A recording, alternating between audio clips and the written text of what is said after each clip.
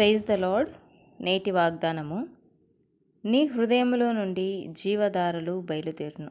సామెతల గ్రంథము 4వ అధ్యాయము 23వ వచనము. నీ మార్గములలో నడుచున్నట్లుగా వారి సకల ప్రవర్తనకు తగినట్లు ప్రతిఫలం దయచేదుగాక. నీవొక్కడివే మానవుల హృదయమును ఎరిగినవాడవు కదా. హృదయము అన్నిటికంటే మోసకరమైనది, అది ఘోరమైన వ్యాధి కలది, దాన్ని గ్రహింపగలవాడెవడు? ఇటువంటి హృదయంలో నుండి జీవధారలు బయలుదేరాలంటే మన హృదయంను ప్రభువైన యేసుక్రీస్తుకు అప్పగించాలి.